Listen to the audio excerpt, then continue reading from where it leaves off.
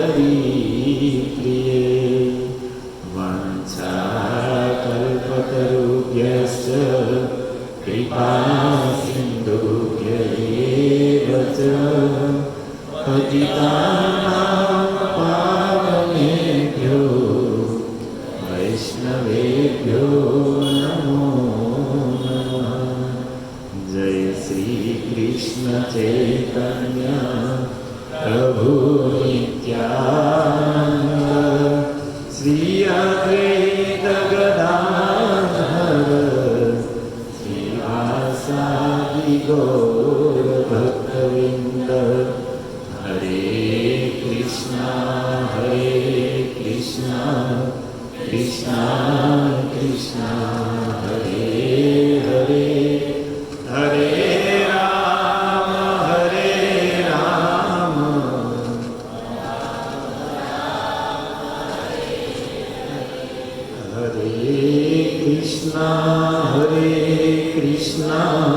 कृष्णा कृष्णा हरे हरे हरे राम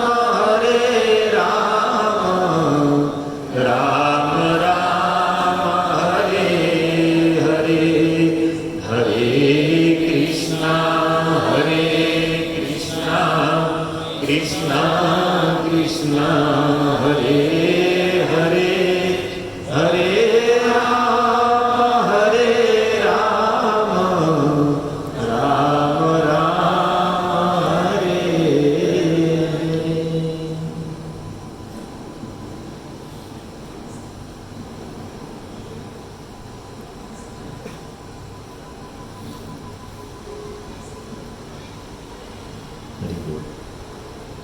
हरे कृष्ण।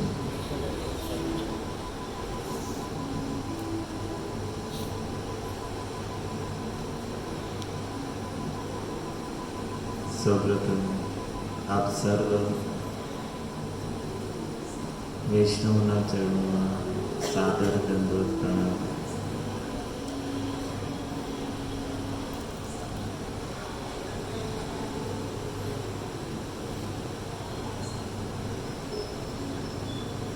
રાધાષ્ટમીનો પાવન ઉત્સવ આવી રહ્યો છે। બહુ મોટા સૌભાગ્યની વાત, વિશેષ કરી મારી માટે આપ સર્વ ભક્તોના અનુગ્રહથી રાધા રાણી વિશે કંઈક બોલવાનો, વાણીને પવિત્ર કરવાનો અવસર મળ્યો છે। સામાન્ય રીતે રાધા રાણી વિશે ચર્ચા બહુ ઓછી કહેવા સાંભળવાનો અવસર મળતો હોય, કારણ કે આપણા પ્રધાન શાસ્ત્ર શ્રીમદ ભગવદ્ ગીતા અને ભાગવતમ, અને બંનેમાંથી એક પણ ગ્રંથમાં સ્પષ્ટ રીતે રાધા રાણીની લીલાઓનું કે એના નામનું વર્ણન નથી। રાધા રાણીનું નામ તો આપણે કીર્તનોમાં ગાતા જ હોઈએ છીએ। પ્રાય કીર્તનમાં રાધે રાધે ધૂન ચાલતી જ હોય છે, અને એમાં પણ આપણે લોકો જે મહામંત્ર ગાઈએ છીએ તો એમાં કૃષ્ણ 4 વખત આવે, રામ 4 વખત જ આવે છે, પણ હરે શબ્દ 8 વખત આવે છે, જે રાધા રાણીનું જ નામ છે। રાધા રાણીનું નામ છે હરા, જે પોતાના રૂપથી, ગુણથી, સૌંદર્યથી, માધુર્યથી, પ્રેમથી ભગવાન શ્રી હરિના મનને પણ આકર્ષિત કરે છે, અને એટલા માટે એનું એક નામ છે હરા। રાધા રાસબિહારી મંદિરમાં એક બ્રહ્મચારી છે, જેને ઇઝોલેનિયસ ગોપાલ કૃષ્ણ ગોસ્વામી મહારાજે નામ આપ્યું છે હરાદાસ। હરા રાધા રાણીનું નામ છે, પણ સંસ્કૃતમાં વિભક્તિ અનુસાર સંબોધન માટે હરા શબ્દ છે એ જ હરે થઈ જાય. જે રીતે આપણે નામ છે જીતેશ, પણ સંબોધન કરે એટલે શું થઈ જાય? જીતુ.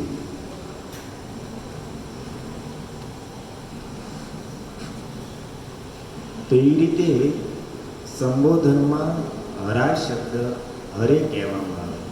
હરે રાધા રાણીને સંબોધન છે. સંબોધન અર્થાત જાણો છો, હે રાધે. આપણે માનો રાધા રાણીને પુકારીએ છીએ. એક છે રાધા અને એક છે હે રાધે. એટલા માટે પ્રભુપાદજી કહેતા કે મહામંત્ર જપીએ તો એ ભાવથી જપવો જોઈએ કે આપણે ભગવાનને પ્રાર્થના કરી રહ્યા છીએ, ભગવાનને પુકારી રહ્યા છે. એ ભાવથી ભગવાનનું નામ જપવું જોઈએ. તો નામ તો આપણે રાધા રાણીનું લેતા જ રહીએ છીએ, પણ એની વિશે સાંભળવાનો બહુ ઓછો અવસર મળતો હોય છે. ગીતામાં તો પ્રાય ઉપદેશ જ છે. પહેલા 6 અધ્યાયમાં ભગવાને કર્મયોગનું વર્ણન કર્યું છે. વચ્ચેના 6 અધ્યાય ભક્તિયોગ અને અંતિમ 6 અધ્યાયમાં જ્ઞાન યોગનું વર્ણન છે. પરંતુ ભક્તિ યોગ હોય, કર્મયોગ હોય કે જ્ઞાન યોગ હોય, અંતમાં બધાનો સાર ભગવાને અંતિમ શ્લોકમાં બતાવ્યો કે સર્વધર્માન પરિત્યજ્ય મામેકમ શરણમ વ્રજ અહમ ત્વામ સર્વ પાપેભ્યો મોક્ષિષ્યામિ મા સૂચન. એ અર્જુન, સમસ્ત લૌકિક ધર્મોને છોડીને મારી શરણમાં આવી જા, કારણ કે આ જગતમાં શરણાગતિથી મોટો કોઈ ધર્મ નથી. ભક્તિનો સાર છે શરણાગતિ. અને શરણાગતિ શાસ્ત્રની દ્રષ્ટિએ તો બહુ લાંબી લાંબી વ્યાખ્યાઓ થાય, પરંતુ સામાન્ય સ્પષ્ટ કહેવામાં આવે તો શરણાગતિનો અર્થ છે ભગવાનના ભરોસે જીવન જીવવું. એનો અર્થ એવો નથી કે આપણે આળસુ બની જઈએ, કાંઈ કામકાજ ન કરવું, પરંતુ પોતાનું કર્તવ્ય કર્મ કરતા કરતા ભગવાનમાં વિશ્વાસ રાખીને જીવન જીવવું. જે કાંઈ પણ આપણા સંસારિક કાર્યો છે, વ્યવહારો છે, કર્તવ્યો છે, આને કરતા કરતા કૃષ્ણનું સ્મરણ કરીએ, એનું નામ લઈએ, એની સેવા કરીએ, બસ આનું નામ શરણાગતિ. ભગવાન કૃષ્ણ ઉપર વિશ્વાસ, ભરોસો, એનો આશ્રય, આનું નામ શરણાગતિ. તો ગીતામાં તો આ જ ઉપદેશ છે. ભાગવતમાં કૃષ્ણની લીલાઓ છે, પરંતુ રાધા રાણીનું પ્રત્યક્ષ નામ એમાં પણ નથી. કારણ કે ભાગવતના જે મૂળ વક્તા છે સુખદેવજી, એની સ્વામીની છે રાધા રાણી. ગોલોકમાં રાધા રાણીનું જે સુખ છે, પોપટ, જે રાધાનો સંદેશ કૃષ્ણ સુધી પહોંચાડે છે. આ જે કાર્ય મોબાઈલ કરે છે એ કામ રાધા રાણીનું, એનું સુખ.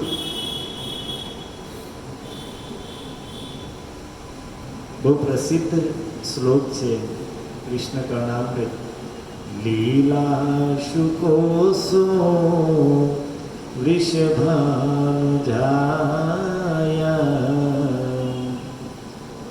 લીલા શુકોસો વૃષભાનુજાયા, પવિત્ર ચંચુ ચુંબનેન.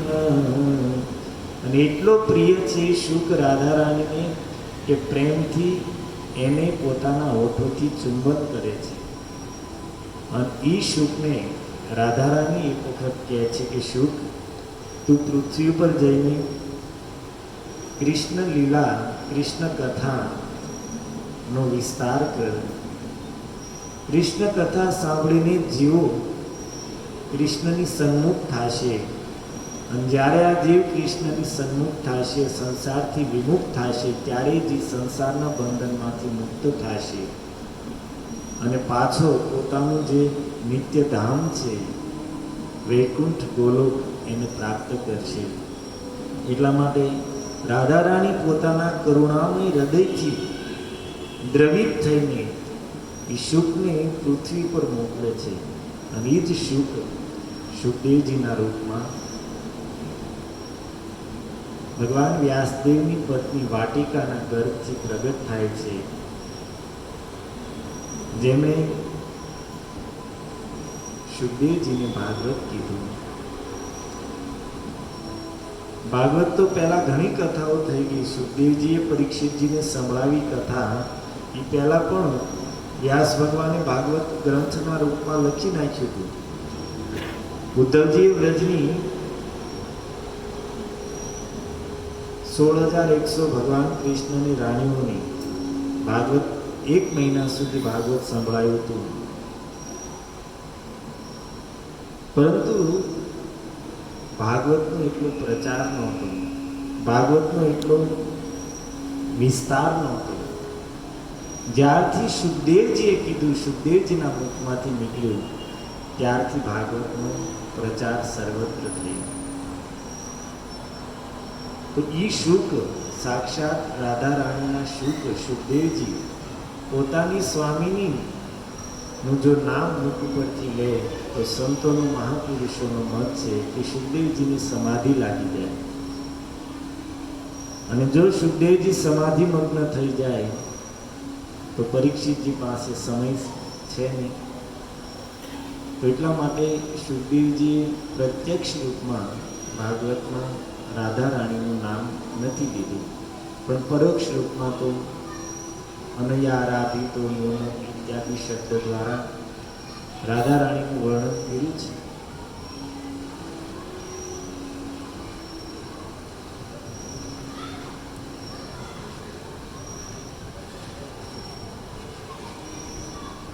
રાધા રાણી શું છે?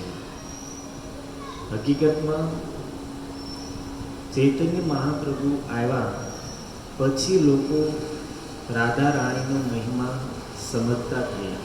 એ પહેલાં કોઈ જગ્યાએ રાધા કૃષ્ણની ઉપાસનાની વિધિ નહોતી.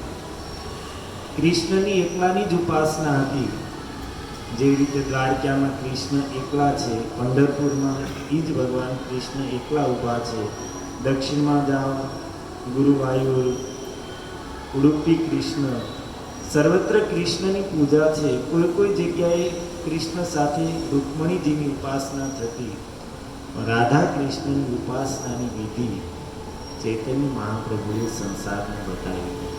મહાપ્રભુ આવ્યા પછી રાધા રાણી શું છે, રાધા રાણી પ્રત્યે, રાધા રાણીનો કૃષ્ણ પ્રત્યે પ્રેમ શું છે એ સંસાર સમજી ગયો. यदि गौर न होते तबे की होते राधार महिमा प्रेम रस सीमा जगते जानते के यदि गौर न होते तबे की होते. गौर न होती, महाप्रभु न आया होत तो राधार महिमा प्रेम रस सीमा जगते जानाते के, तो जगतने कोण बतावे राधाનો મહિમા શું છે, રાધાનો પ્રેમ શું છે? મહાપ્રભુએ બતાવ્યું સંસારમાં. એક જ કથા પર્યાપ્ત છે સમજવા માટે કે રાધા તત્વ શું છે. સ્કંદ પુરાણની કથા છે, ભાગવત મહાત્મ્ય અંતર્ગત તમે કદાચ સાંભળી પણ હશે કે જ્યારે ભગવાન પ્રગટ લીલાને પૂરી કરીને નિત્ય લીલામાં ગયા, પાંડવો સ્વર્ગારોહણ માટે નીકળે એ પહેલા યુધિષ્ઠિર મહારાજે હસ્તિનાપુરના રાજ્ય ઉપર પરીક્ષિતજીનો અભિષેક કર્યો અને મથુરા મંડળનું જે રાજ્ય હતું એની પર વજ્રનાભ, જે ભગવાન કૃષ્ણના પ્રપૌત્ર હતા, એમનો અભિષેક કર્યો છે. એ વજ્રનાભ ઋષિઓના શાપથી સંપૂર્ણ યદુવંશ નષ્ટ થઈ ગયો, પણ વજ્રનાભ ને ઋષિઓનો શાપ સ્પર્શ ન કરી શક્યો. એ પણ રાધા રાણીની કૃપા હતી. વજ્રનાભની માતા હતી ઉષા, બાણાસુરની પુત્રી. અને જ્યારે ઉષા ગર્ભવતી હતી એ સમયે એણે શ્રીમતી રાધા રાણીની સેવા કરી હતી. એની સેવાથી પ્રસન્ન થઈને એ સમયે રાધાએ આશીર્વાદ દીધા કે ઉષા, તારા ગર્ભમાં જે બાળક છે ભવિષ્યમાં જ્યારે યદુવંશને ઋષિઓનો શાપ લાગશે, સંપૂર્ણ યદુવંશ સમાપ્ત થઈ જશે, પણ તારા ગર્ભમાં જે બાળક છે એ મારી કૃપાના કવચમાં સુરક્ષિત રહેશે, એની શાપ સ્પર્શ નહીં કરીએ. અને એટલા માટે યદુવંશમાં 2 લોકો બચી ગયા. ભગવાન કૃષ્ણની કૃપાથી ઉદ્ધવજી બચી ગયા અને રાધા રાણીની કૃપાથી આ વજ્રનાથ બચી ગયા. બાકી સંપૂર્ણ યદુવંશ સમાપ્ત થઈ ગયો. તો એ વજ્રનાથનો મથુરા મંડળના રાજ્ય ઉપર સિંહાસન કરીને યુધિષ્ઠિર મહારાજ પોતાના ભાઈઓ સાથે સ્વર્ગારોહણ માટે નીકળી ગયા. આ બાજુ એક દિવસ પરીક્ષિત મહારાજ મથુરામાં આવે છે. વજ્રનાથને કહે છે કે વજ્રનાથ, તમે રાજ્યની ચિંતા બિલકુલ છોડી દો. રાજ્યની સુરક્ષા, પ્રજાનું પાલન, આ બધી જ વ્યવસ્થા હું કરીશ. તમારું એકમાત્ર કર્તવ્ય છે કે તમારી દાદીઓ અર્થાત ભગવાન કૃષ્ણની જે 16,100 રાણીઓ છે એની સેવા કરો. કારણ કે એ પોતાના પતિ ભગવાન કૃષ્ણના વિરહમાં અત્યંત દુઃખી છે. અને એટલા માટે તમારું સૌથી મોટું કર્તવ્ય છે કે પોતાના પતિના વિરહમાં દુઃખિત તમારી દાદીઓ એની સેવા કરો. કારણ કે ભગવાન નિત્ય લીલામાં ગયા તો જે મુખ્ય 8 પટરાણીઓ હતી તો સાથે ગઈ, પરંતુ જે 16,100 રાજકન્યાઓ જે ભૌમાસુરની પકડમાંથી ભગવાને જેમને મુક્ત કરાવી હતી એ રાજકન્યાઓ ત્યાં જ હતી. ભગવાન કૃષ્ણના આદેશથી અર્જુન દ્વારકામાંથી 16,100 રાણીઓને લઈને હસ્તિનાપુર જતા હતા. અંતિમ સમયે કૃષ્ણએ અર્જુનને કીધું કે અર્જુન, દ્વારકામાં જે સ્ત્રીઓ છે એને તમે લઈને જાઓ, કારણ કે મારા ગયા પછી સમુદ્ર 7મા દિવસે દ્વારકાને ડૂબાડી દેશે. તો અર્જુન એ 16,100 રાણીઓને લઈને હસ્તિનાપુર જતા હતા. અને એ જ સમયે વચ્ચે સ્વયં ભગવાન જ ગોપોના રૂપમાં આવીને અર્જુનને પરાસ્ત કરીને એની પાસેથી 16,100 રાણીઓને લઈને અપહરણ કરીને એને બ્રજમંડળમાં જઈને છોડી દીધી. શું કામ ભગવાને એવું કર્યું એની પાછળ પણ બહુ લાંબી કથા છે. તો પરીક્ષિતજી કહે છે કે વજ્રનાથ, તમે તમારી દાદીઓની સેવા કરો, બાકી રાજ્યની સુરક્ષા, પ્રજાનું પાલન બધું મને સોંપી દો.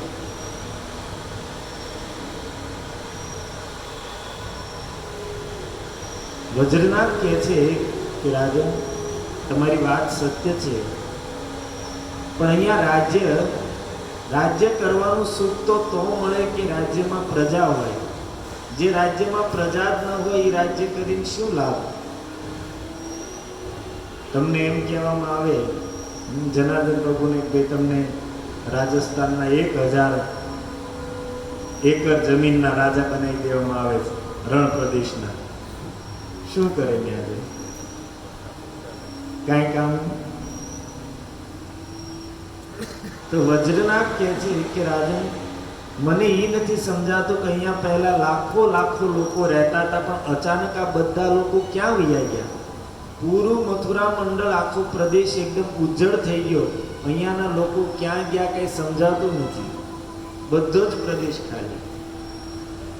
માનવ મંદિરથી અહીંયા આવું ક્લાસ લેવા માટે, અને અહીંયા આવું ખબર પડે કે આ મીરા રોડ વાળા બધા અદૃશ્ય થઈ ગયા, કોઈ છે જ નહીં અહીંયા, તો કેવું લાગે? ખાલી પડ્યું હોય મીરા રોડ. લોકો કાંઈ જાય એમ નથી, બીજાને ભગાડી મૂકવાનું છે. હું ખાલી દ્રષ્ટાંત આપું છું. તો કે અહીંયાના પ્રજાજનો ગયા ક્યાં? શાંડિલ્ય ઋષિને બોલાવ્યા છે. શાંડિલ્ય મુનિ જે પૂર્વમાં નંદ બાબા ઇત્યાદિ ગોપોના પુરોહિત હતા. શાંડિલ્યજીને પ્રશ્ન પૂછ્યો તો એ કહે છે કે હે વજ્રનાથ, હે પરીક્ષિત, ભગવાન કૃષ્ણની 2 પ્રકારની લીલાઓ છે. એક તો વાસ્તવિક લીલા, જેને નિત્ય લીલા કહેવામાં આવે છે, અને એ લીલા નિરંતર ચાલતી રહે છે.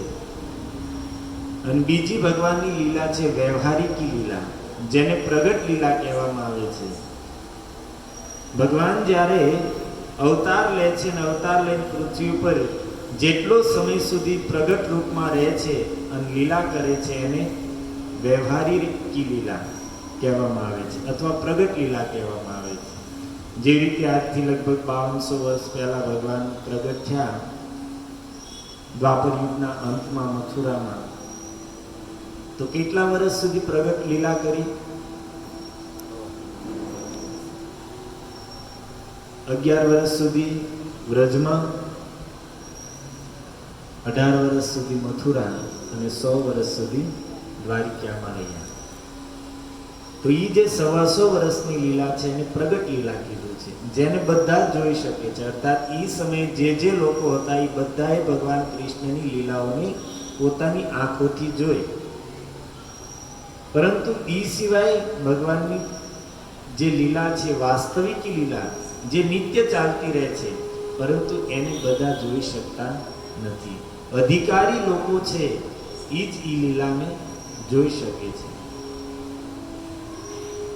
જે રીતે ભગવાન લીલા કરી એને તો 5000 થી પણ વધારે વર્ષ થઈ ગયા, પરંતુ એ જ લીલાને આજે પણ જે લોકો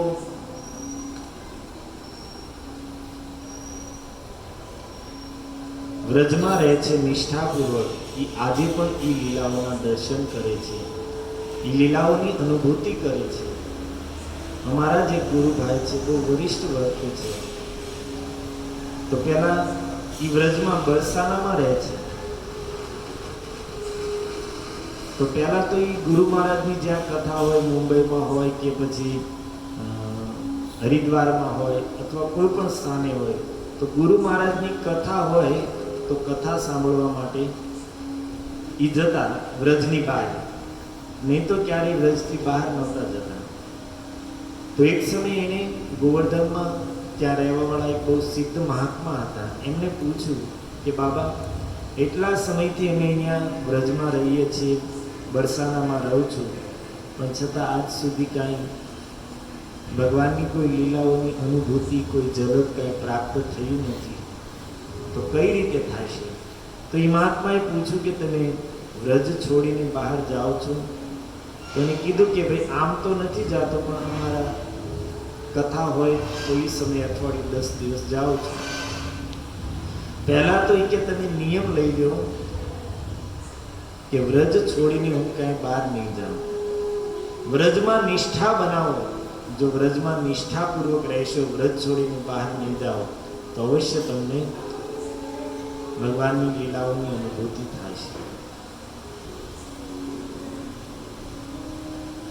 તો એ પ્રભુજી એને જ્યારે પૂછ્યું કે ભાઈ પહેલા તમે કથામાં આવતા હતા ને હવે શું કામ નથી આવતા, ત્યારે એને કારણ બતાવ્યું. એ બાબાએ કીધું ત્યારથી હું વ્રજની બહાર નથી જતો. તો કહેવાનું કે આજે પણ સિદ્ધ મહાપુરુષો, સંતો છે જે ભગવાનની નિત્ય લીલાના દર્શન કરે છે.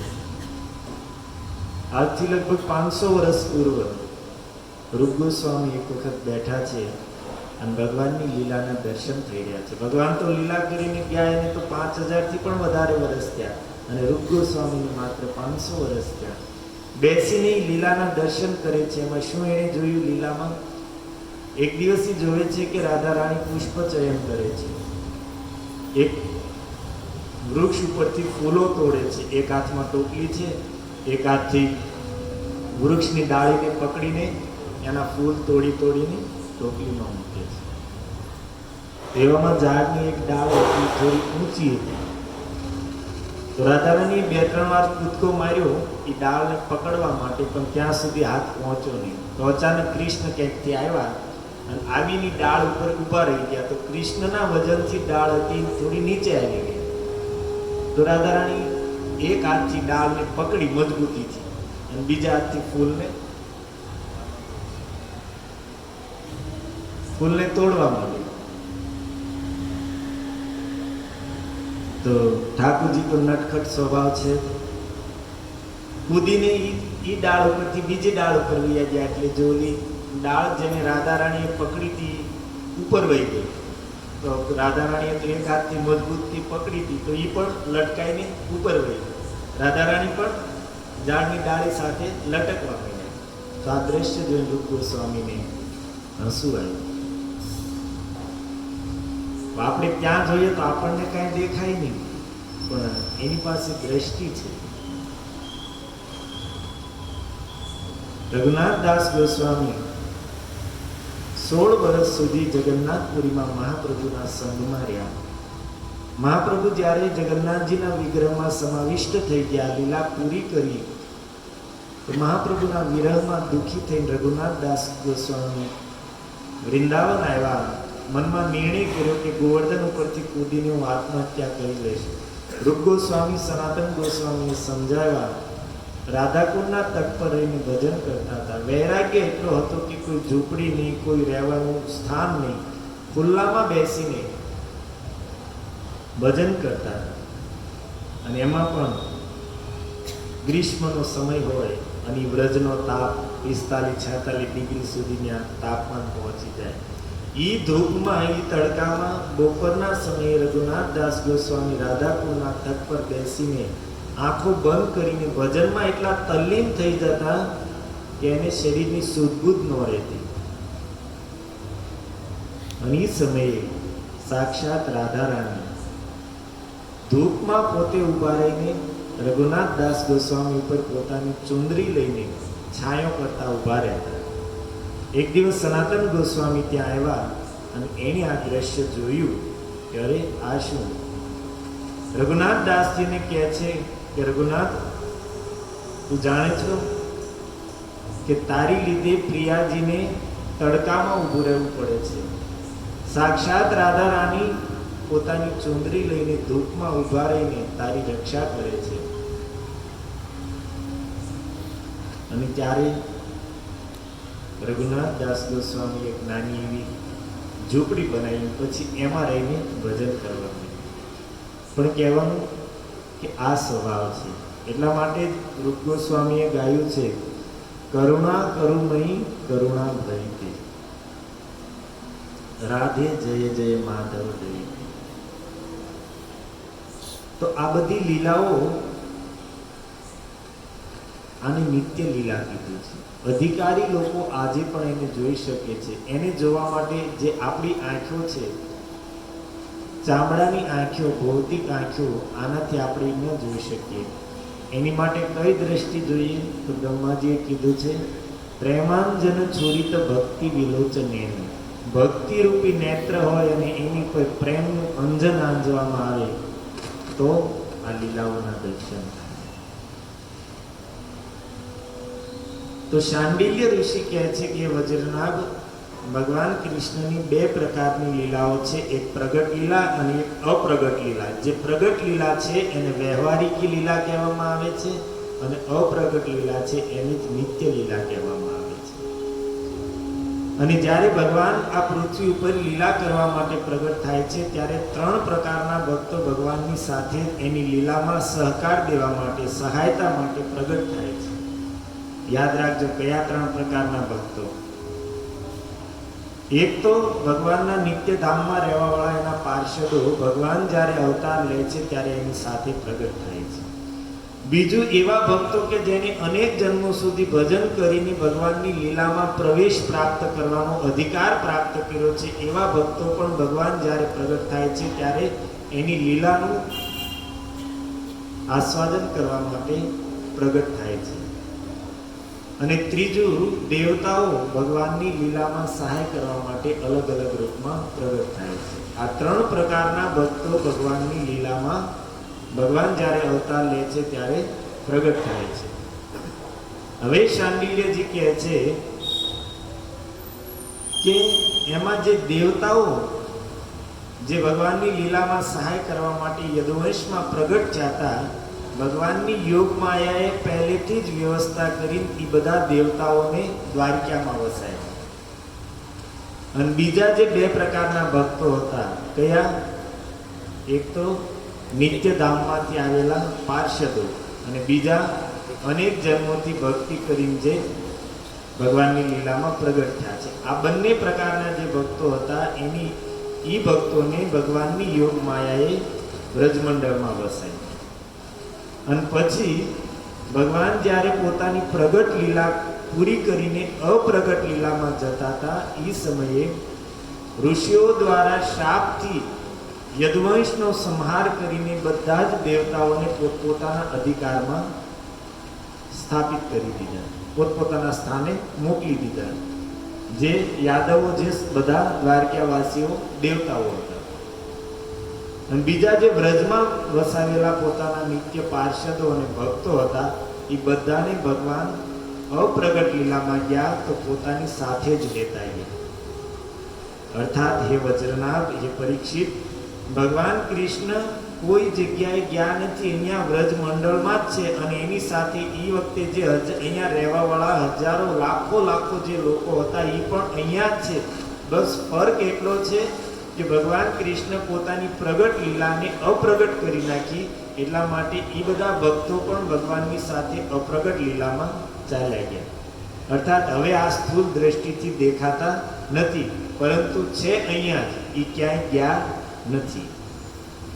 શાંડિલ્ય ઋષિ કહે છે કે હે રાજન, મને તો આજે પણ ભગવાન એ પોતાના ભક્તો સાથે ગોચારણ કરતા દેખાય છે, ગોવર્ધનની તલેટીમાં સખાઓ સાથે ખેલ કરતા દેખાય છે, રાધાકુંડ શ્યામકુંડના તટ પર ગોપીઓ સાથે રાસલીલા કરતા દેખાય છે, નંદગાંવ ગોકુળમાં યશોદા નંદ ઇત્યાદિ ગોપો સાથે વિહાર કરતા દેખાય છે, બધા ભક્તો સાથે લીલા કરતા દેખાય છે.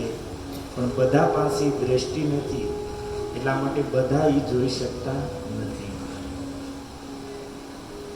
તમે જો ઈચ્છતા હો, વજ્રનાભને કહે છે કે ભગવાનની એ નિત્ય લીલાના તમને દર્શન થાય, તમને પણ એમાં પ્રવેશ પ્રાપ્ત થાય, તો તમે આ વ્રજ ધામની સેવા કરો. કારણ કે ધામની સેવાથી જ તમને પણ એ નિત્ય લીલામાં પ્રવેશ પ્રાપ્ત થાય છે. અને આશીર્વાદ પણ આપે છે શાંડિલ્ય ઋષિ કે મારી કૃપાથી વજ્રનાભ, તમને ભગવાનની લીલાઓના સંપૂર્ણ રહસ્યો, ભગવાનની લીલા સ્થળીઓ તમારી સામે, આંખ સામે પ્રગટ થઈ જશે. તમે ભગવાને જ્યાં જ્યાં લીલાઓ કરી છે ત્યાં ગામ વસાવો, સરોવર બનાવો, કુંડો બનાવો. આનાથી તમને પણ એક દિવસ એ નિત્ય લીલાના દર્શન થાય છે. શાંડિલ્યજી વૈયા ગયા, વજ્રનાભજીએ ભગવાને જ્યાં જ્યાં લીલાઓ કરી હતી ત્યાં ગામો વસાવ્યા છે, બરસાના, નંદગાંવ, ગોકુળ, ડિંગ ઇત્યાદિ. કુંડ બનાવ્યા, ગોવિંદ કુંડ, અપ્સરા કુંડ, ઉદ્ધવ કુંડ ઇત્યાદિ કુંડોનું નિર્માણ કર્યું. કુસુમ સરોવર ઇત્યાદિ સરોવરો બનાવ્યા છે. અનેક જગ્યાએ ભગવાનના વિગ્રહોની સ્થાપના કરી. ગોવિંદ દેવ, બલદેવ, હરિદેવ, કેશવદેવ, ગોપેશ્વર મહાદેવ, કામેશ્વર મહાદેવ, ગોપીનાથજી, સાક્ષી ગોપાલ ઇત્યાદિ અનેક વિગ્રહોની પણ સ્થાપના કરી. અને એ જ સમયે જે ભગવાનની 16,100 રાણીઓ જે ત્યાં રહેતી હતી, એક દિવસ એ વ્રજમંડળમાં પોતાના પતિ ભગવાન કૃષ્ણની લીલા સ્થળીઓના દર્શન કરતી કરતી વિચરણ કરતી હતી. એવામાં એને કાલિંદીજીના દર્શન થયા. કાલિંદીજી કોણ છે? ભગવાન કૃષ્ણની પટરાણી. કેટલાની યાદ છે? 8 પટરાણી વચ્ચે કહી દો એટલે કોઈ 10મી કે 11મી 9મી ન કહે. 8 માંથી કેટલામી? ત્રીજી. પછી કોઈને કહેવું છે 8 જણા એક 8 કહી દે એટલે એકાદાનું સાચું પડવાનું જ છે. પહેલા વિવાહ ભગવાનના થયા રૂકમણીજી સાથે, બીજા વિવાહ થયા જામવતીજી સાથે, ત્રીજા સત્યભામાજી સાથે, ચોથા વિવાહ કાલિંદી સાથે. ચતુર્થ પટરાણી છે ભગવાનના કાલિંદી. કાલિંદીજીના દર્શન થયા 16,100 રાણીઓ. કાલિંદીજી એકદમ પ્રસન્ન છે, એના મુખ ઉપર હાસ્ય છે. તો જે 16,100 રાણીઓ હતી પૂછે છે કે બેન કાલિંદી, અમે જેવી રીતે ભગવાન કૃષ્ણની ધર્મપત્નીઓ છીએ એવી જ રીતે તું પણ ધર્મતઃ ભગવાન કૃષ્ણની પત્ની છો. અમે તો આપણા પતિના વિરહમાં એટલી દુઃખી છીએ અને તું બેન તારા મુખ ઉપર તો પ્રસન્નતા દેખાઈ રહી છે, તને જોતા લાગતું નથી કે તને કોઈ દુઃખ હોય કે તને આપણા પતિનો વિરહ થયો હોય. શું વાત છે? અને ત્યારે કાલિંદીજી બહુ સુંદર વાત કરે છે સ્કંદ પુરાણ. આત્મા રામસ્ય કૃષ્ણસ્ય ધ્રુવમ આત્માસ્તિ રાધિકા. સૌથી પહેલા કહે છે કે કૃષ્ણ આત્મા રામ છે. આત્મા રામ એને કહેવાય. રામનો અર્થ થાય સુખ, આનંદ. જે પોતાના આત્મામાં જ સુખ આનંદની અનુભૂતિ કરે છે, આત્મામાં જ નિરંતર રમણ કરે છે, એટલા માટે કૃષ્ણનું નામ છે આત્મારામ. પણ એની આત્મા કોણ છે? આત્મારામસ્ય કૃષ્ણસ્ય ધ્રુવમ આત્માસ્તિ રાધિકા. કૃષ્ણની આત્મા છે રાધિકા અને રાધામાં જ નિત્ય રમણ કરવાને કારણે, રાધામાં જ નિત્ય સુખ અને આનંદની અનુભૂતિ કરવાને કારણે જ કૃષ્ણને આત્મારામ કહેવામાં આવે છે.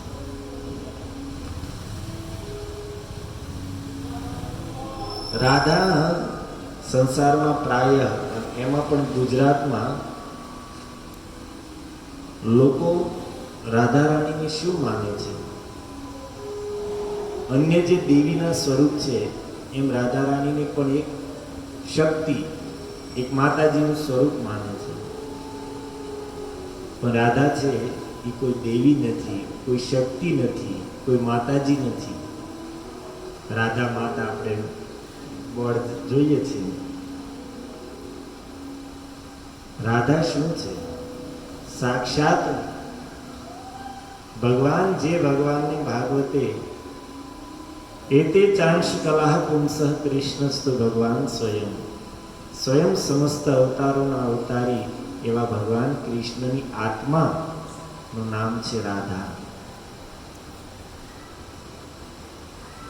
જેની વિશે લખ્યું છે કે તસ્યાદ્યા પ્રકૃતિ રાધિકા નિત્ય નિર્ગુણા. રાધા છે કૃષ્ણની આદિ પ્રકૃતિ છે, અર્થાત સ્વભાવ છે એનો. નિર્ગુણા છે, પ્રાકૃતિક ગુણો જેને સ્પર્શ નથી કરી શકતા. અને કહે છે યસ્યાંશે લક્ષ્મી દુર્ગાદિકા શક્તયઃ. જેના અંશથી લક્ષ્મી, દુર્ગા ઇત્યાદિ સમસ્ત જે શક્તિના સ્વરૂપો છે એ બધા જેના અંશથી પ્રગટ થાય છે. યસ્યાંશ લક્ષ્મી દુર્ગાદિકા શક્તયઃ. રાધા રાણીનો અંશ માત્ર છે. વૈકુંઠમાં જે મહાલક્ષ્મી છે એ રાધા રાણીનો એક અંશ છે. અને મહાલક્ષ્મીનો એક અંશ આ પૃથ્વી ઉપર વૈભવ લક્ષ્મીના રૂપમાં છે, જે આપણા ગૃહસ્થોના ઘરમાં લક્ષ્મીના રૂપમાં વસે છે, જેને મર્ત્ય લક્ષ્મી પણ કહેવામાં આવે છે. જેની પાછળ આપણે દિવસ રાત દોડીએ છીએ, ભાગીએ છીએ. એ કોણ છે? રાધા રાણીના અંશની પણ અંશ છે. રાધા રાણીનો અંશ મહાલક્ષ્મી અને મહાલક્ષ્મીનો અંશ વૈભવ લક્ષ્મી અથવા મર્ત્ય લક્ષ્મી. દુર્ગાદિક શક્તય, શક્તિના જેટલા દુર્ગા ઇત્યાદિ સ્વરૂપ છે આ બધા પણ રાધા રાણીના અંશથી પ્રગટ થાય છે. કારણ કેમ ન હોય? આત્મા તો રાધિકા તસ્ય. ભગવાન કૃષ્ણની આત્મા જ છે રાધિકા. અને કાલિંદીજી કહે છે તસ્ય દાસ્ય પ્રભાવેણ વિરહો અસ્માન બાધ્યતે. તસ્ય રાધિકાયા દાસ્ય પ્રભાવેણ, એની દાસતાના પ્રભાવથી, એની સેવાના પ્રભાવથી વિરહો અસ્માન બાધ્યતે. મને આપણા પતિ ભગવાન કૃષ્ણનો વિરહ જ નથી. કાલિંદીજી કહે છે કે રાણીઓ રાધા રાણીના ચરણોની સેવા, રાધા રાણીના ચરણોનો આશ્રય મેં લીધો છે અને એના કારણે મને આપણા પતિ ભગવાન કૃષ્ણનો વિરહ જ નથી, એનો નિત્ય સંયોગ પ્રાપ્ત છે. અર્થાત ભક્તો, જે સાક્ષાત ભગવાનની પટરાણી છે, કૃષ્ણની ચતુર્થ પટરાણી છે, એ યમુના મહારાણી, એ કાલિંદીજી કહે છે કે રાધા રાણીની સેવાના પ્રભાવથી, રાધા રાણીના ચરણોના આશ્રયના પ્રભાવથી મને કૃષ્ણનો નિત્ય સંયોગ પ્રાપ્ત છે.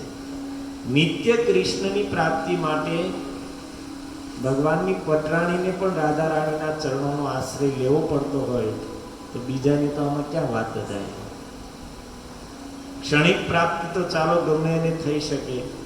જે રીતે આપણે સાંભળીએ છીએ ઘણા ભક્તોની સામે ભગવાન આવ્યા, દર્શન કર્યા, સ્તુતિ કરી, કંઈક વરદાન માંગ્યું, ઠાકોરજીએ વરદાન આપ્યું ને અંતર્ધ્યાન થઈ ગયા. આને ક્ષણિક પ્રાપ્તિ કીધું છે. પણ નિત્ય પ્રાપ્તિ તો ભગવાન નિત્ય જેમની સાથે રહેતા હોય, લીલા વિહાર કરતા હોય એને નિત્ય પ્રાપ્તિ કહેવાય.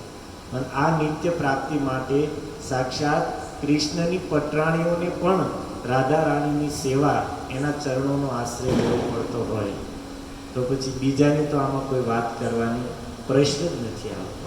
આ છે રાધા તત્વ. પણ આ વાતને જગત તો જાણતું જ નથી. સ્વયં સાક્ષાત ઈ જ રાધા રાણી, ગૌરાંગ મહાપ્રભુ જે રાધા રાણીનો ભાવ લઈને જ આવ્યા છે અને એણે જગતને રાધાનો આ મહિમા બતાવ્યો છે. અને ઈ રાધા રાણીનો પાવન જન્મદિવસ આવી રહ્યો છે. રવિવારે રાધાષ્ટમી છે. તો રાધા રાણીના જન્મની તો અનેક કથાઓ પ્રખ્યાત છે. જે રીતે ભગવાન યુગે યુગે પ્રગટ થાય છે, પ્રત્યેક કલ્પમાં ભગવાન કૃષ્ણ પ્રગટ થાય છે, તો રાધા રાણી પણ એની સાથે લીલામાં પ્રગટ થાય છે. તો એની પણ અવતારની અનેક કથાઓ છે, જેમાં મુખ્ય 2-3 કથાઓ વિશેષ પ્રખ્યાત છે. રૂપ ગોસ્વામી ઇત્યાદિ આપણા આચાર્યોએ લખી છે અને તમે ભક્તો દર વર્ષે સાંભળો પણ છો. એક કથા હું તમને નાની એવી સંભળાવું એમાંથી કે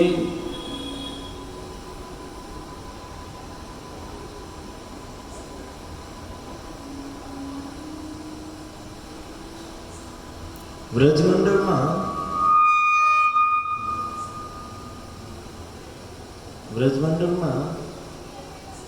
મહાભાનુ કરીને એક ગોપ રહેતા હતા. એના 5 પુત્ર હતા. ચંદ્રભાનુ, રત્નભાનુ, વૃષભાનુ, સુભાનુ અને પ્રતિભાનુ. આ 5 પુત્ર હતા. એમાં વચ્ચેના જે વૃષભાનુ હતા એ ગુણોમાં સર્વશ્રેષ્ઠ હતા. એટલા માટે મહારાજા મહાભાનુએ પોતાનું જે રાજ્ય હતું બ્રજમંડળનું, એના અધિકારી પોતાના વચ્ચેના પુત્ર વૃષભાનુને બનાવ્યા. અને વૃષભાનુ મહારાજના વિવાહ વિંદુ નામના ગોપની પુત્રી કીર્તિદા સાથે થયા.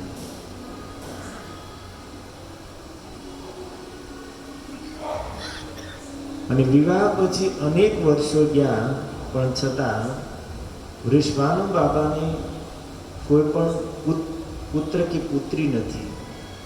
સંતાન ન થવાને કારણે બંને દંપતી દુઃખી છે. કારણ કે આપણું શાસ્ત્ર કહે છે કે પ્રત્યેક વ્યક્તિ જન્મતાની સાથે જ 3 લોકોના ઋણ માથે લઈને જન્મે છે. એક દેવતાઓનું ઋણ, બીજું ઋષિઓનું ઋણ અને ત્રીજું પિતૃઓનું ઋણ. દેવ ઋણમાંથી મુક્ત થવા માટે વ્યક્તિએ યજ્ઞ ઇત્યાદિ જે દેવ કાર્ય છે એની દ્વારા એને કરીને દેવતાઓના ઋણથી મુક્ત થઈ શકે. શાસ્ત્રોના અધ્યયનથી ઋષિઓના ઋણથી મુક્ત થઈ શકે અને સત્પુત્રની ઉત્પત્તિ દ્વારા, સંતાન ઉત્પત્તિ દ્વારા પિતૃઓના ઋણમાંથી મુક્ત થઈ શકે.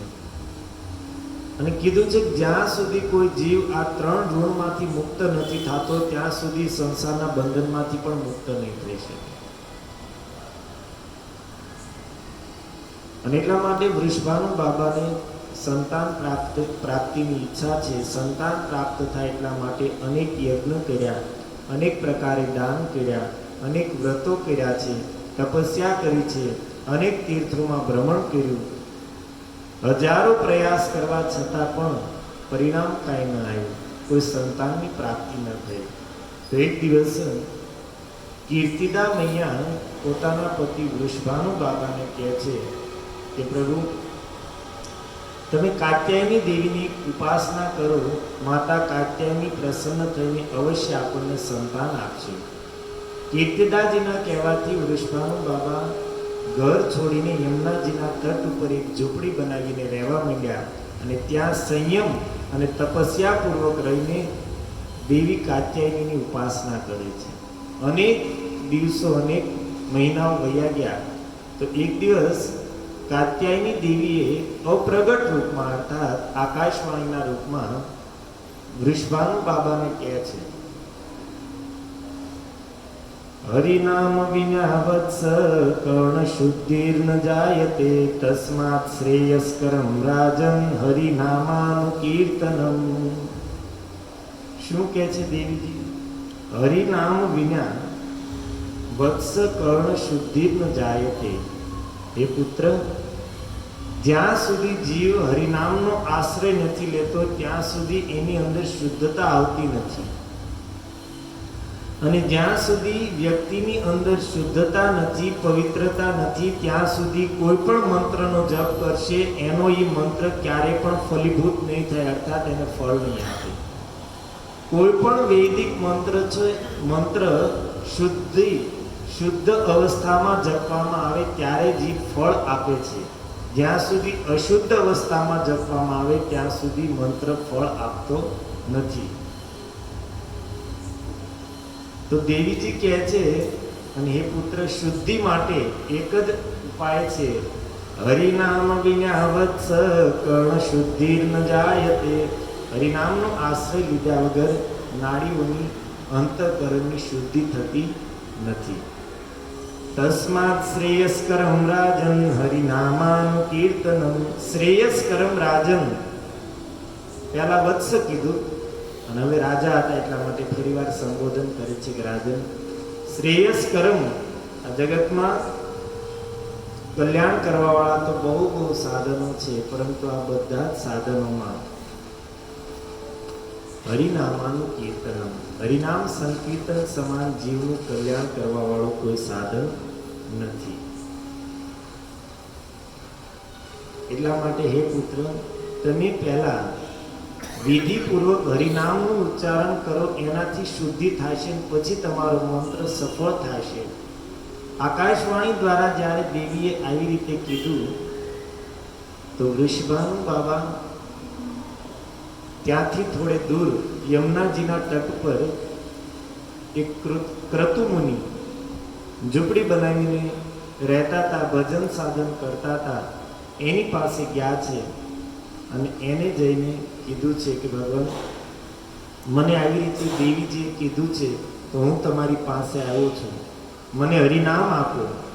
ક્રતુમુનિ કહે છે કે મહારાજ, હરિનામ તો કોઈ પણ રીતે લેવામાં આવે એ જીવનું હંમેશા મંગળ અને કલ્યાણ કરે છે, પરંતુ છતાં બહુ જલ્દી હરિનામ પણ ફળદાયક બને એવી ઈચ્છા હોય તો એની પણ એક વિધિ છે. એ વિધિથી લેવામાં આવે તો હરિનામ પણ જીવનું અતિ જલ્દી કલ્યાણ કરે છે.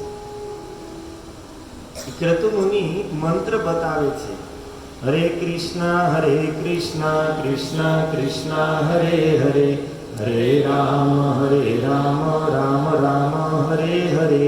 ઇતિ ષોડશકમ નામ ત્રિકાલ કલ્મષાપહમ. ઇતિ ષોડશક નામનમ ત્રિકાલ કલ્મષાપહમ. ક્રતુમુનિ કહે છે કે આ 16 નામ વાળો જે મંત્ર છે ત્રિકાલ કલ્મષાપહમ, ત્રણેય કાળના કલ્મશો પાપોને નષ્ટ કરી નાખે છે.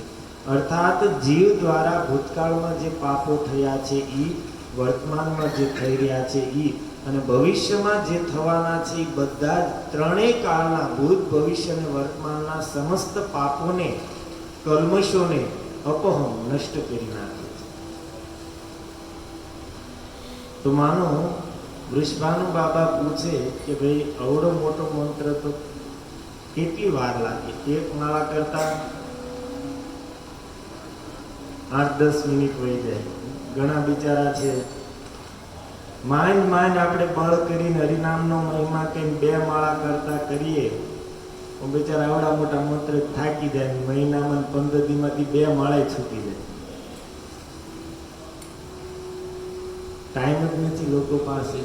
તો માનું કહેવામાં આવે કે કંઈક નાનો મંત્ર આપો, એવડો મોટો મંત્ર ન ચાલે. આ તો ફાસ્ટ યુગ છે. કથાકારો સુધરી ગયા. 2-2.5 કલાકની કથાઓ મૂકવાનું બંધ કર્યું એણે તે યુટ્યુબમાં. એ તે 15 મિનિટના, 20 મિનિટના, અડધી કલાકના કટકાઓ કરી મૂકવા માંડ્યા. તો તમે સમયની હારે હાલો કે નાનો મંત્ર આપો.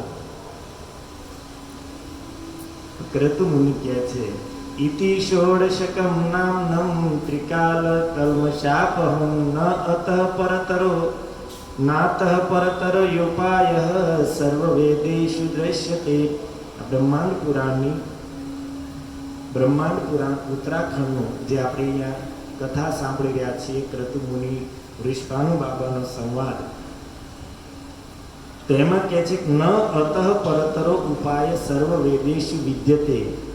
એ રાજન, બધા જ વેદોનું મેં વારંવાર અધ્યયન કરી લીધું, પરંતુ હરિનામની આનાથી કોઈ શ્રેષ્ઠ વિધિ નથી. હરિનામની સર્વશ્રેષ્ઠ વિધિ આ 16 નામો વાળો મંત્ર જ છે. એ મહારાજ પૂર્વમાં સુખદેવજીએ પણ આવી જ રીતે, તમે જેવી મારી પાસે હરિનામની વિધિની જિજ્ઞાસા કરી, આવી જ જિજ્ઞાસા સુખદેવજીએ પોતાના પિતા ભગવાન વ્યાસ પાસે કરી. તો વ્યાસ ભગવાને પણ એ સમયે સુખદેવજીને આ જ 16 નામ વાળો મંત્ર બતાવ્યો હતો, જે મેં તમને બતાવ્યો. અને આ જ જિજ્ઞાસા એક વખત બ્રહ્મલોકમાં અંગિરાજીએ બ્રહ્માજીને કરી હતી. તો બ્રહ્માજીએ પણ આ જ મંત્ર બતાવ્યો હતો. અને આવી જ જિજ્ઞાસા એક વખત નારદજીએ પણ બ્રહ્મલોકમાં બ્રહ્માજી પાસે કરી હતી. તો એ સમયે પણ બ્રહ્માજીએ નારદજીને આ જ મંત્ર બતાવ્યો હતો, જે હું તમને બતાવી રહ્યો છું.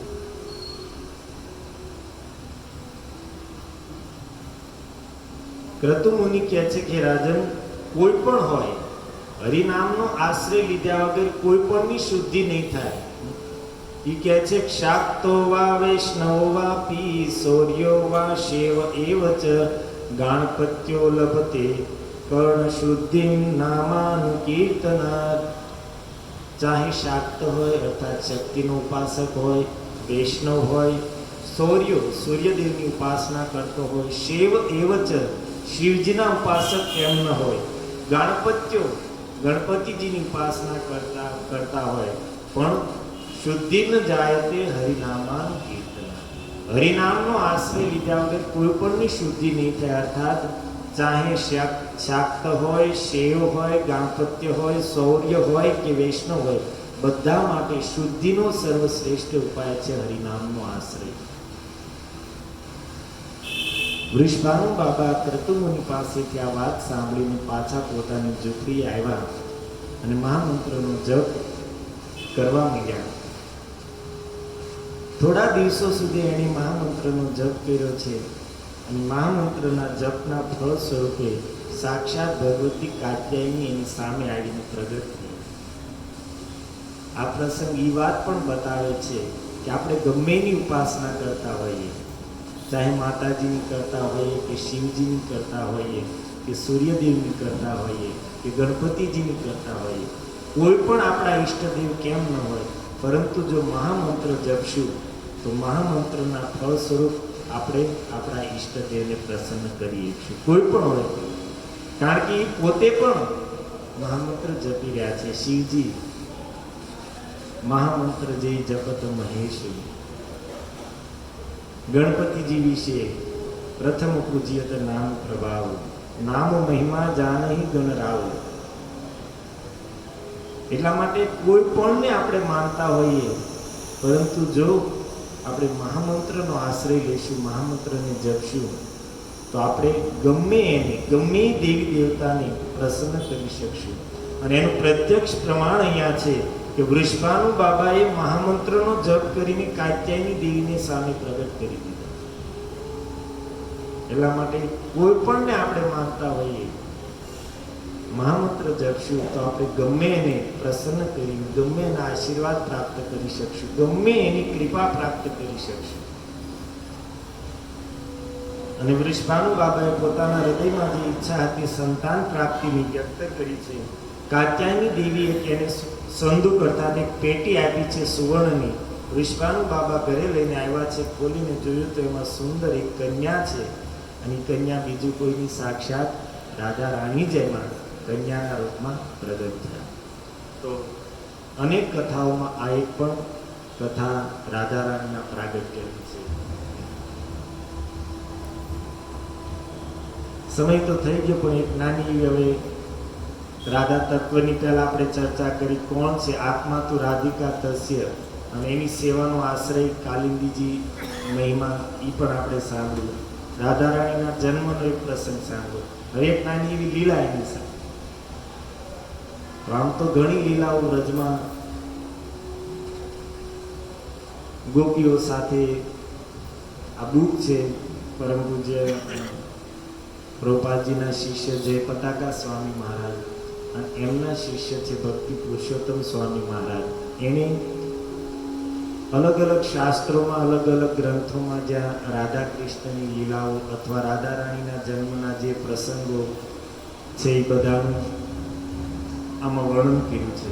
તો આમાં અનેક લીલાઓ લખી છે. મેં તો ઘણી, મને એમ કે 3-4 લીલાઓ તમને સંભળાવીશ, પણ હવે સમય નથી. પણ છતાં એક નાની લીલા તમને સંભળાવું કે એક સમયે રાધા કૃષ્ણ ગોપીઓ સાથે કામ્યવનમાં હતા. કામ્યવન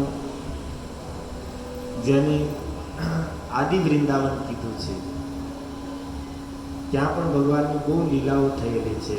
મૂળ વૃંદાવન પણ કામ્યવનને પહેલા કહેવામાં આવતું. પાંડવો પણ વનવાસ દરમિયાન કામવનમાં ઘણો સમય સુધી રહેલા છે.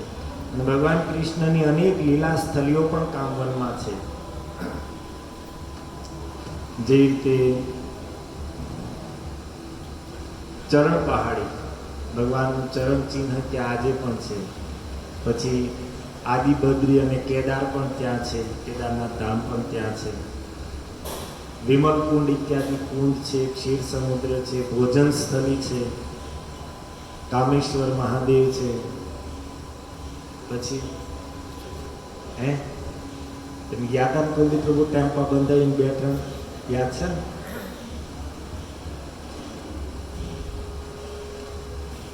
વ્યોમાસુર ગુફા છે.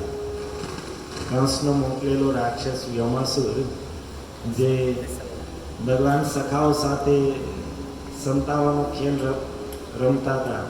અને વ્યોમાસુર જે બાળકો છુપાયેલા હતા એ બધાને પકડીને ગુફામાં પૂરી દીધા.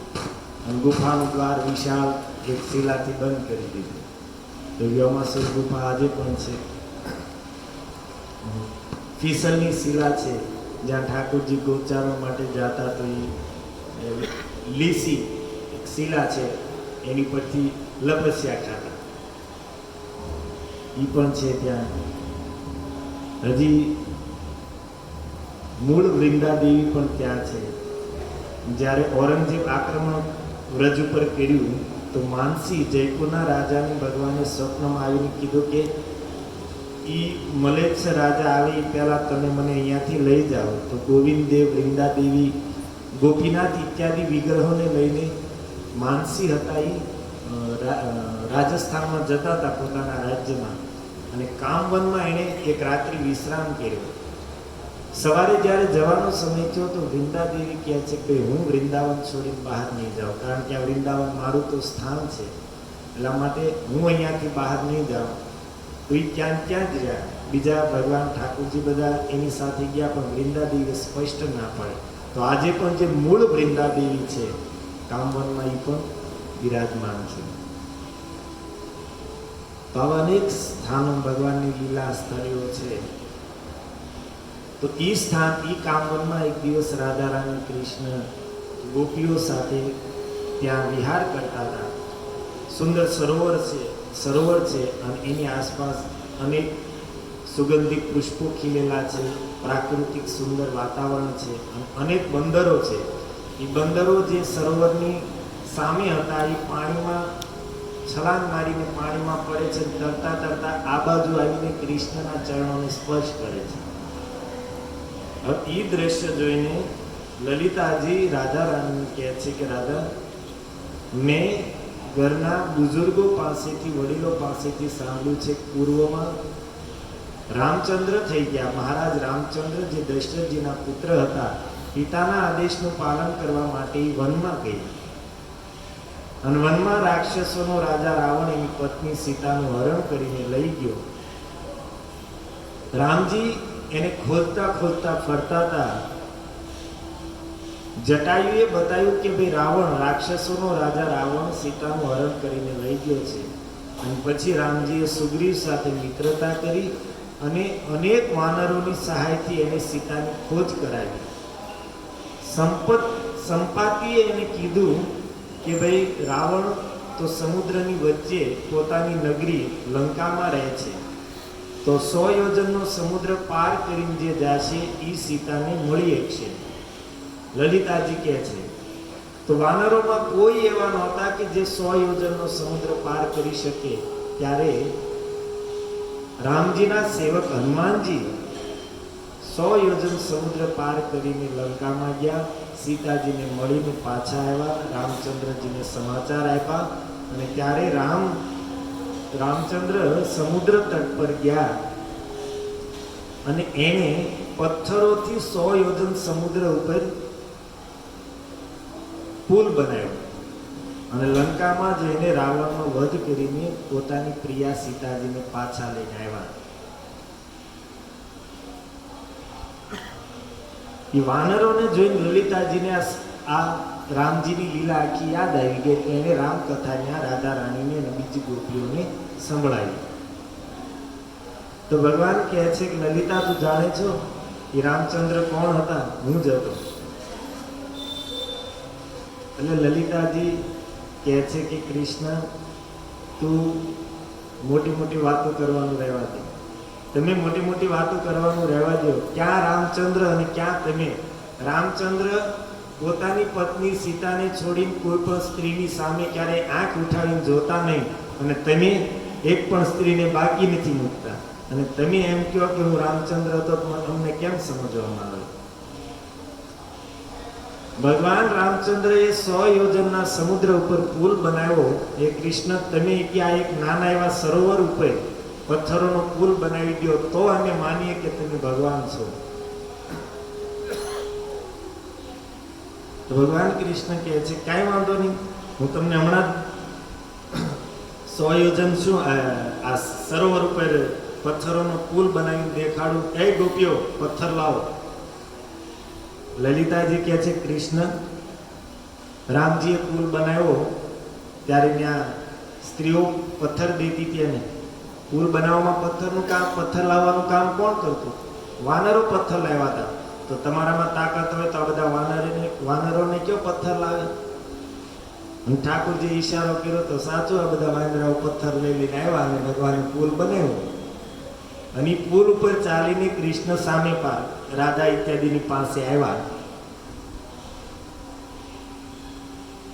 તો રાધા રાણીને લલિતા ઇત્યાદિને કહે છે, હવે તો માનો છો ને ભગવાન છું, હું જે રામચંદ્ર હતો? તો લલિતાજી કહે છે કૃષ્ણ, આવું તો જાદુગરી કરે. આવો ચમત્કારો તો જાદુગર હોય ઈ કરે, કે ખેલ બતાવવા વાળા ખેલાડીઓ કરે, એમાં કઈ ભગવાન ન કરી દેવાય.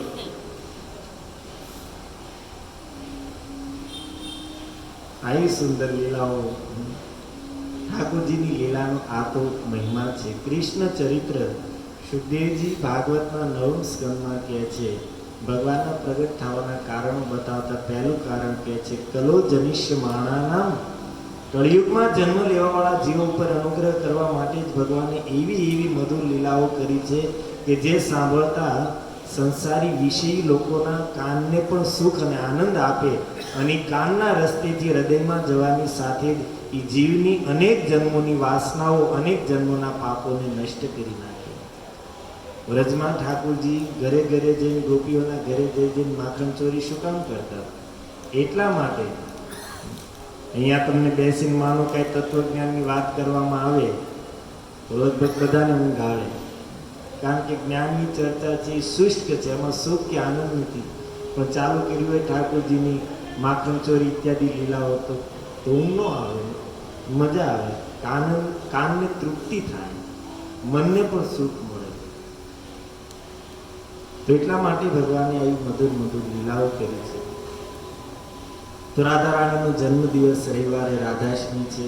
તમને બધાને નિવેદન છે કે આવો સુંદર અવસર, અને એમાં પણ રવિવારે છે, રજાનો દિવસ છે, તો સવારમાં મંગળ આરતીમાં જવું જોઈએ. અને રાધા રાણીના જન્મનો જે ઉત્સવ, મંદિરે તો પૂરો કાર્યક્રમ છે. સવારે કથા હશે, બપોરે અભિષેક થશે, સાંજે નૌકા વિહાર છે, અને સાંજે પુષ્પ અભિષેક છે. તો આ બધા ઉત્સવનો લાભ લેવા તમે બધા મંદિરે આવી શકો છો. અને ઉપવાસ પણ કરવો જોઈએ રાધાષ્ટમીના દિવસે. અને ભક્તો પાસેથી અવસર મળે તો રાધા રાણીના જીવન ચરિત્ર વિશે, એના જન્મ વિશે કથા પણ સાંભળવી જોઈએ. હરે કૃષ્ણ કૃષ્ણ કૃષ્ણ હરે હરે, હરે રામ રામ રામ હરે હરે. जगतगुरु श्रील प्रभुपाद की, श्री राधाष्टमी महामहोत्सव की, वृषभानु बाबा की, कीर्तिदा मैया की, बरसाना धाम की, निताय गौर प्रेमानंदे.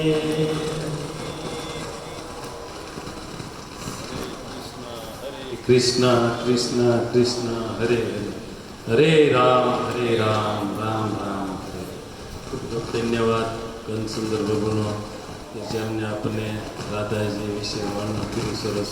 તો પ્રભુજીનો આભાર વ્યક્ત કરશે મહામંત્રથી. હરે કૃષ્ણ કૃષ્ણ કૃષ્ણ હરે હરે, હરે રામ રામ રામ હરે હરે. પ્રભુજીએ કીધું એમ રવિવારે રાધાષ્ટમી છે, તો બધા ભક્તો પ્રયાસ કરજો મંગળ આરતીમાં આવવાનો. અને તે દિવસે જેટલું ભજન થાય એટલું કરવું જોઈએ, કારણ કે રાધાષ્ટમી છે એ ઉત્સવ બહુ મોટો છે. કારણ કે સામાન્ય રીતે જોઈએ તો આપણે એકાદશી રહેવી છીએ, તો 1000 એકાદશી એને 100 ગણું એનું પુણ્ય, એ લાખ એકાદશી એટલું પુણ્ય છે એમાં એ રાધાષ્ટમીના દિવસે. તો ભક્તોના મુખથી મેં સાંભળ્યું છે, તો એનો આપણે લાભ લેવો જોઈએ. કારણ કે એકાદશી પછી કઈ નિર્જળા, ખાઈ પીણીની વાત નથી, નિર્જળા. તો એ લાખ એક, તો એ પુણ્ય આપણે જીવનમાં જવા ન દેવાય. તો એનો લાભ લેવા બધા ભક્તો મંદિરે સવારથી આખો દિવસનો કાર્યક્રમ છે તો એ પૂરો કરે અને આવે અને પોતાનું જીવન ધન્ય બને. અને આજનો પ્રસાદ અમારે પંકજ પ્રભુ તરફથી છે, એમની દિશાનો બર્થડે છે, તો એના બર્થડે ઉપલક્ષમાં એને આજનો પ્રસાદ આપ્યો છે. તો રાધા ગીરધારીને પ્રાર્થના કરી કે એના જીવનમાં ભક્તિ બની રહે અને એની જે અપેક્ષા જે છે એ રાધા ગીરધારી પૂર્ણ કરે. તો એનો પણ આભાર વ્યક્ત કરશું મહામંત્રથી. હરે કૃષ્ણ કૃષ્ણ